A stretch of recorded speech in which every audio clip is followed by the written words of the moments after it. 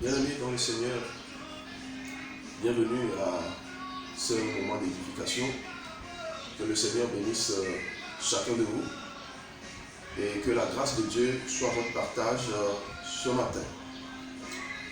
Je me fais le plaisir ce matin de vous apporter un message. Les temps d'édification sont des temps d'exhortation et de prière.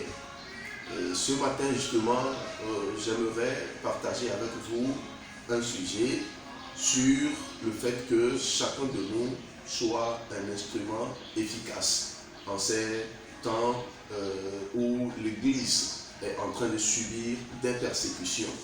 Nous devons être des instruments efficaces. Et c'est bien sur ce sujet que j'aimerais nous exhorter tous aujourd'hui. Alors, bien-aimés, j'aimerais dire à quelqu'un ce matin que Dieu compte sur nous. J'aimerais te dire, à toi qui m'écoutes, que Dieu compte énormément sur toi. Lorsque Dieu veut accomplir son plan, il passe toujours par quelqu'un. Dieu a appelé Moïse lorsqu'il avait à cœur de sauver le peuple d'Israël.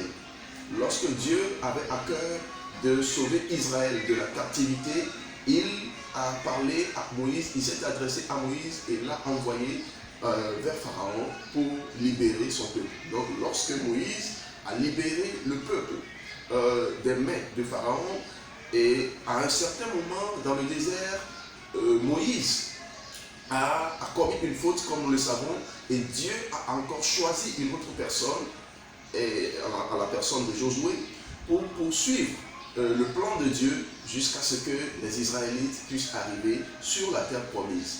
Bien-aimé, Dieu choisit des personnes, quand bien même le travail doit se faire en équipe. Dieu choisit une personne et lui adresse particulièrement la vision. Et donc, le plan de Dieu est un plan général. Mais chacun de nous a une partie de ce plan à accomplir. Dieu a un plan général pour l'humanité. Mais chacun de nous a un plan, une partie du plan à accomplir. J'ai une partie à accomplir. Vous qui me suivez, vous avez une partie à accomplir. Et lorsque quelqu'un n'accomplit pas sa partie du plan de Dieu, et cela ralentit le plan général de Dieu. Alors, ne ralentissons pas le plan de Dieu, mais permettons que le plan général de Dieu puisse aboutir, bien aimé dans le Seigneur. J'aimerais amener quelqu'un à comprendre aujourd'hui combien le Seigneur compte sur lui. Si vous n'accomplissez pas le plan, la partie du plan que le Seigneur voudrait que vous accomplissiez, eh bien vous ralentissez l'accomplissement du plan du Seigneur. Ne croyez pas que vous n'avez aucun rôle à jouer, non. Aujourd'hui, vous savez, nous sommes en train de subir des combats. Il y a des combats qui se sont levés contre l'Église. Et sur tous les continents, la pandémie a fait en sorte qu'il y a des mesures barrières qui font que les églises qui devraient contenir, par exemple, 300 personnes doivent contenir aujourd'hui 150 personnes. Il doit y avoir plusieurs cultes pour que les gens puissent justement adorer le Seigneur. Ça fait que la foi de certains est affaiblie. Les gens ont rétrogradé, et même il arrive qu'au Togo, et quand bien même je ne parle pas qu'au Togolais, j'ouvre cette parenthèse, actuellement où je vous parle, les églises sont encore fermées. Les églises ont été fermées entre-temps, ont été réouvertes sous certaines conditions, et voilà, aujourd'hui, les églises sont de nouveau fermées. Alors, est-ce que la fermeture des églises va empêcher que nous continuions à jouer notre rôle en tant qu'église? Est-ce que cette mesure va empêcher que vous puissiez accomplir la partie du plan de Dieu qui vous incombe? Eh bien, nous devons comprendre que malgré ces difficultés, malgré ces oppositions, le Seigneur compte toujours sur nous. Dans 2 Pierre chapitre 3, au verset 9, la Bible nous dit, dans 2 Pierre 3, verset 9, si je lis ici rapidement, la Bible nous dit, « Le Seigneur ne tarde pas dans l'accomplissement de la promesse, comme quelques-uns le croient, mais il use de patience envers nous, ne voulant qu'aucun périsse, mais voulant que tous arrivent à la repentance. » Alors, si le Seigneur Jésus use de patience aujourd'hui, c'est parce qu'il attend que vous et moi fassions notre travail en tant qu'Église. Alors, vous avez dans votre domaine, dans votre contexte, vous avez quelque chose à faire pour le Seigneur. Moi aussi, j'ai quelque chose à faire pour le Seigneur. Chacun de nous a quelque chose à faire pour le Seigneur. Il use de patience pour que nous puissions lui gagner des âmes. Vous êtes le Moïse qu'il envoie sur votre lieu de travail. Vous êtes le Josué qu'il envoie dans votre milieu. Quelque part, forcément, vous avez un travail à faire.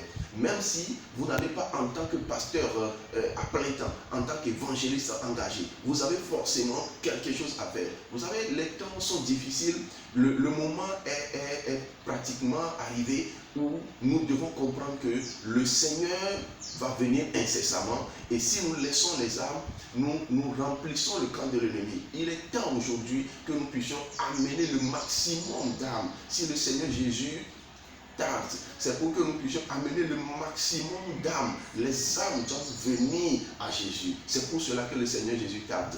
Eh bien, les âmes sont en captivité. Regardez aujourd'hui, quelles que soient les mesures, regardez, il était interdit de prier, mais Daniel a prié 3 fois par jour, quelles que soient les menaces, le danger que cela représentait pour lui. Les gens étaient engagés pour le Seigneur.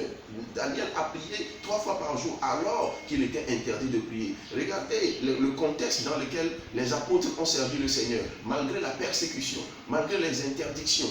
Étienne, comme nous lisons la Bible dans Actes chapitre 7, Étienne a servi le Seigneur au prix de sa vie. Il a été lapidé, il a été maltraité et il a perdu sa vie au moment même où il annonçait l'évangile. Les serviteurs, les gens ont annoncé l'évangile dans des situations difficiles. Mais ils n'ont pas baissé les bras. Ils ont continué à annoncer. Paul a servi dans des conditions difficiles. Et il a dit dans 1 Corinthiens chapitre 11, le verset 1, soyez mes imitateurs, comme je le suis moi-même du Christ. Soyez mes imitateurs, comme je le suis moi-même du Christ. Le Christ a servi dans des situations difficiles. Paul a servi dans des conditions difficiles. Et j'ai donné l'exemple de Daniel qui a prié alors qu'il était interdit de prier. Et Étienne qui a d'ailleurs été lapidé. Aujourd'hui, les églises sont fermées. Bien aimé, la Bible dit que vous êtes le temple de Dieu et l'Esprit de Dieu habite en vous. Alors c'est les bâtiments qui sont fermés. J'aimerais dire que l'expression les églises sont fermées, églises fermées, c'est une expression abusive. Les églises ne peuvent pas être fermées. C'est les bâtiments qui sont fermés. Mais nous sommes l'église et nous devons continuer à travailler. Nous sommes dans un moment où l'ennemi multiplie les stratégies. Les occultistes multiplient leurs stratégies et ils ont pratiquement gagné le terrain. Alors, qu'est-ce que l'église fait? Est-ce que nous cherchons maintenant de nouvelles stratégies? Est-ce que nous nous approchons du Seigneur pour demander des orientations, pour demander de nouvelles stratégies? Est-ce que nous nous approchons du Seigneur pour être en sa présence, pour que le Seigneur nous utilise efficacement? Bien aimé, nous sommes des instruments et nous devons recevoir la grâce du Seigneur de servir efficacement. Nous ne devons pas laisser les choses telles qu'elles sont. Les bâtiments sont fermés, mais je répète, les églises sont ouvertes parce que vous et moi sommes l'église de Dieu et nous devons continuer à gagner les âmes. Nous devons continuer à servir Dieu. Si vous m'écoutez aujourd'hui, j'aimerais prier avec vous. Celui qui m'écoute, j'aimerais que vous receviez aujourd'hui une nouvelle grâce. Que vous voyez en face le travail que le Seigneur veut que vous fassiez.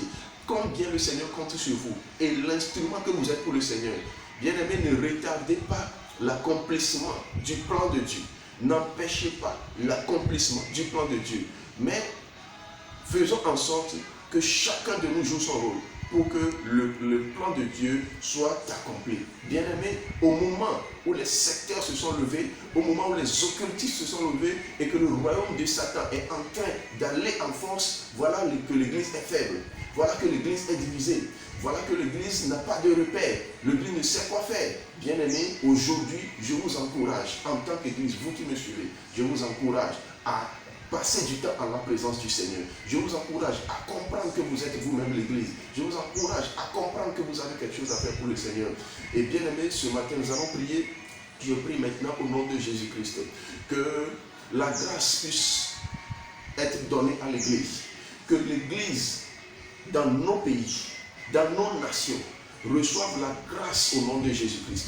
D'aller de l'avant, de jouer leur rôle. Que l'église puisse jouer son rôle en ce temps de la fin, que l'église puisse jouer son rôle en ce temps où la pandémie fragilise les églises, que la grâce, qu'une nouvelle grâce soit communiquée à l'église au nom de Jésus. Et il y a quelqu'un qui me suit en ce moment, qui a un appel à amener les âmes dans le royaume. Quel que soit le contexte dans lequel cet appel doit être mené, je prie au nom de Jésus que vous receviez la grâce de votre appel, que vous receviez la force pour mener à bien votre appel, dans le nom puissant de Jésus-Christ. Et j'aimerais intercéder pour les ministères en difficulté actuellement, parce que cette pandémie a amené des mesures qui ont mis des ministères en difficulté. Certains ministères sont fermés, certains serviteurs de Dieu sont menacés. Je prie maintenant au nom de Jésus qu'une nouvelle grâce soit communiquée, pour qu'un réveil, un nouveau réveil, un réveil prophétique puisse voir le jour à partir de maintenant au nom de Jésus-Christ. Que quelqu'un qui m'écoute en ce moment reçoive la grâce de faire face à son travail, au champ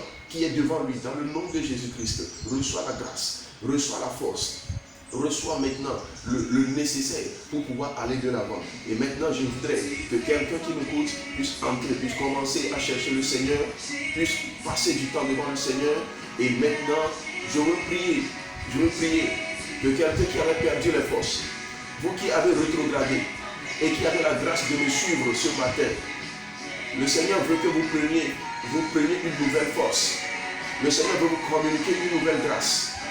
Mon Dieu veut vous communiquer une nouvelle grâce ce matin. Mon Dieu veut vous communiquer la force ce matin. Mon Dieu veut vous communiquer une nouvelle orientation ce matin. Mon Dieu veut vous communiquer une nouvelle orientation ce matin.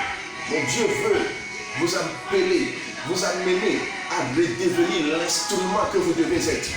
Vous n'êtes pas appelé à être faible. Vous n'êtes pas appelé à être faible. Toi, servant de Dieu qui m'écoute, tu n'es pas appelé à être faible. Toi, serviteur qui m'écoute, tu n'es pas appelé à rester sur place. Tu n'es pas appelé à rester là où tu étais. Tu es appelé à aller de l'avant. Tu es appelé à grandir. Tu es appelé à travailler avec force. Tu es appelé à aller sur le terrain. Reçois la force maintenant d'aller sur le terrain. Reçois la force maintenant de gagner des âmes autour de toi. De gagner des âmes sur ton lieu de travail. De gagner des âmes dans ton immeuble, là où tu vis. Reçois la grâce de gagner des âmes. À partir d'aujourd'hui même, que quelqu'un commence par visiter les hôpitaux, par aller prier avec les malades, donner Christ aux personnes qui ont perdu espoir. Reçois la grâce d'aller dans des lieux difficiles. Peu importe le lieu, il y a des âmes là-bas qui t'attendent. Reçois la force. Je déclare encore, l'église n'est pas fermée. L'église est persécutée, mais elle n'est pas fermée. Les bâtiments peuvent être fermés. Il peut y avoir des mesures barrières qui empêchent que l'on soit dans des bâtiments. Mais nous avons le Saint-Esprit en nous. Nous sommes l'église. Recevez la grâce maintenant. Recevez la force maintenant de faire au-delà de vos propres capacités. Dans le puissant nom de Jésus, j'ai prié. Que le Seigneur vous bénisse. Merci pour ce moment que vous avez bien voulu passer avec nous en la présence de Dieu. Je dis que la grâce soit avec vous et rendez-vous le dimanche prochain pour un nouveau temps d'édification. Que le Seigneur vous bénisse abondamment au nom puissant de Jésus-Christ de Nazareth. Amen. Dieu vous bénisse.